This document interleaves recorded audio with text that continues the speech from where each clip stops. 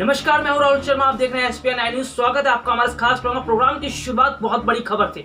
खबर यह है कि कांग्रेस पार्टी महासचिव प्रियंका गांधी ने मोदी सरकार के खिलाफ हल्ला बोल दिया। जी हां, सरकार के खिलाफ हल्ला बोलते हुए इसके साथ ही साथ उन्होंने कुछ आंकड़े भी पेश किए और ये भी बताया कि किस तरह से देश में कोरोना की दूसरी लहर आने के बाद भी सरकार पूरी तरह से सुस्त बैठी रही, किस तरह से अस्पतालों के अंदर कितनी स्थितियां खराब हुई हैं। तो दरअसल अगर मैं यहाँ बात करूं, कांग्रेस पार्टी महासचिव प्रियंका गांधी ने मोदी सरकार पर निशाना साधते हुए कहा कि इस साल जो 2020 की अगर हम बात करें, जब कोरोना की पहली लहर आई थी, तो उस दौरान जिस तरह से सरकार बड़े बड़े दावे कर रही थी, सरकार ने यहां तक कहा था कि हम कोरोना को हरा चुके हैं, लेकिन कोरोना की दूसरी लहर आने के बाद सरकार की सभी बातें हवाई निकली।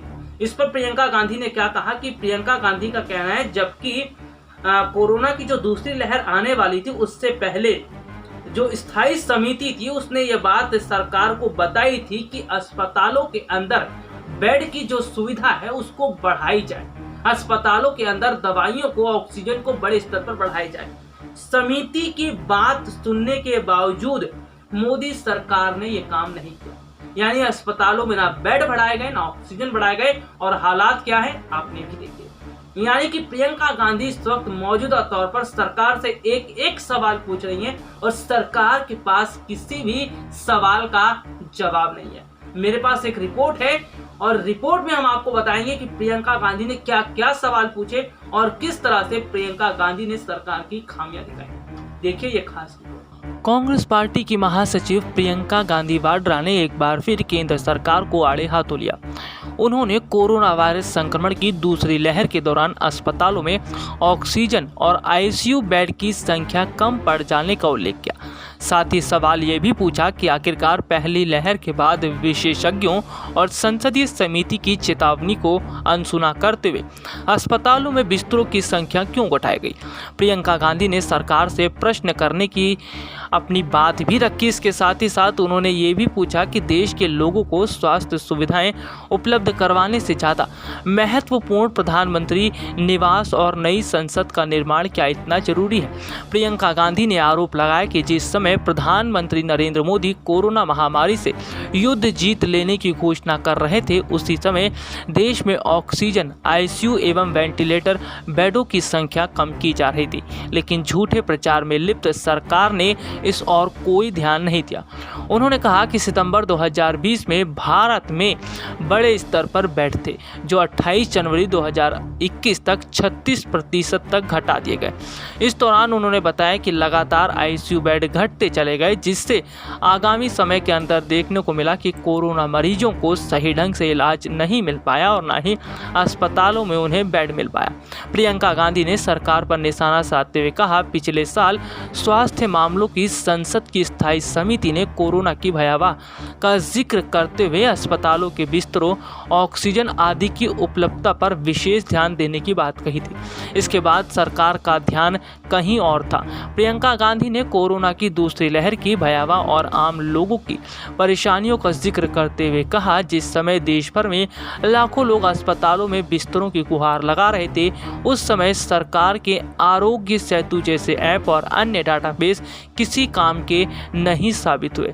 कांग्रेस पार्टी महासचिव प्रियंका गांधी ने दावा किया, साल 2014 में सरकार के आते ही स्वास्थ्य बजट में 20% की कटौती करने वाली मोदी सरकार ने 2014 में 15 एम्स बनाने की घोषणा की थी। इनमें से एक भी एम्स आज सक्रिय अस्पताल के रूप में काम नहीं कर रहा है। 2018 से ही संसद की स्थायी समिति ने एम्स अस्पतालों में शिक्षकों एवं अन्य कर्मियों की कमी की बात कर सरकार के सामने रखी, लेकिन सरकार ने उसे अनसुना कर दिया। उन्होंने सरकार से पूछा, तैयारी के लिए 1 साल होने के बावजूद आखिर क्यों केंद्र सरकार ने यह समय हम कोरोना से युद्ध जीत गए हैं जैसी झूठी बयानबाजी में गुजार दिया। अस्पतालों में बिस्तरों की संख्या बढ़ाने के बजाय कम क्यों होने दी गई। प्रियंका ने यह भी सवाल किया कि मोदी सरकार ने विशेषज्ञों और स्वास्थ्य मामलों की संसद की स्थायी समिति की चेतावनी को नकारते भारत के हर जिले में उन्नत स्वास्थ्य सुविधाओं को उपलब्ध कराने का कार्य क्यों नहीं किया गया। आपको बता दें कि जिस तरह से देखने को मिला कि कोरोना की पहली लहर जब देश में आई थी तो उसके बाद सरकार ने बड़े स्तर पर अपनी पीठ थपथपाई थी और यह बताने की कोशिश की थी कि हमने कोरोना से जंग जीत ली है। लेकिन दूसरी लहर आने के बाद ये पूरी तरह से पता चल गया कि सरकार कितने बड़े स्तर पर फेल हुई है। ना तो सरकार के पास दवाइयाँ थी, ना ही सरकार ने अस्पतालों के निर्माण के लिए कोई काम किया। कुल मिलाकर अगर देखा जाए तो सरकार वाहवाही बटोरती रही और देश की स्थिति इधर खराब होती रही।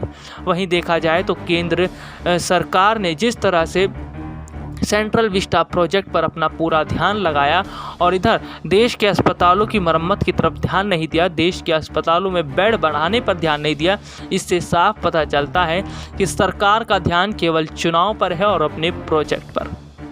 तो देखा आपने प्रियंका गांधी ने किस तरह से सरकार की खामियां बताई और कुल मिलाकर देखिए क्या है। दरअसल अगर कहा जाए तो साल 2020 के बाद से अस्पतालों के अंदर बड़ी संख्या में बेड को घटाए गए। अस्पतालों के अंदर बेड घटाना ये समझ नहीं आया और कुल मिलाकर देखा जाए जब सरकार ने बेड घटाए तो सरकार बेड बढ़ाने का इंतजाम तक नहीं कर पाई। यानी सरकार ने बड़े आसानी से अस्पतालों के अंदर बेड तो घटा दिए लेकिन बेड नहीं बढ़ा। कोरोना मरीज जो थे उन्हें बेड तक नसीब नहीं हो रहा था। और सबसे बड़ी बात है प्रियंका गांधी ने सरकार के सेंट्रल विस्टा प्रोजेक्ट पर भी निशाना साधा। यानी वही सेंट्रल विस्टा प्रोजेक्ट जो सरकार का नया भवन है जिस पर काम तेजी से चलता जा रहा है। और सबसे बड़ी बात क्या है कि सरकार की अगर हम बात करें, सरकार का ध्यान दो चीजों में है, चुनाव पर और सेंट्रल विस्टा प्रोजेक्ट। इसके अलावा देश की जनता को सरकार ने एक तरफा कर दिया। मैं अपने दर्शकों को देश की आर्थिक स्थिति भी बता देता हूँ, देश की क्या कहती है जीडीपी। देश की जीडीपी इस वक्त माइनस में चल रही है। जी हाँ, देश की जीडीपी माइनस में चल रही है और देश में अनएम्प्लॉयमेंट रेट भी बहुत तेजी से बढ़ा है, महंगाई बढ़ी है। इसके साथ ही साथ अगर बात करें सरकार ने निजी हाथों को जो सौंपी है जिम्मेदारियां, जो प्राइवेट कंपनियों को जो जिम्मेदारियां सौंपी है, सरकारी संपत्ति जो बेची है, इसका भी बड़े स्तर पर क्या देखने को मिल रहा है कि महंगाई बढ़ रही है। यानी कि कुल मिलाकर आप ये देखिए कि सरकार साल 2014 से लेकर अब तक जो चल रहा है मौजूदा समय 21, तो कुल मिलाकर देखा जाए सरकार को 7 साल हो चुके हैं और इन 7 सालों में सरकार देश की जीडीपी नहीं संभाल पाई और देश की अर्थव्यवस्था को संभालने में पूरी तरह नाकाम रही और अनएम्प्लॉयमेंट रेट धीरे धीरे बढ़ता चला। आज के लिए इतना ही, आपसे फिर मुलाकात होगी, तब तक ले जा दीजिए, नमस्कार।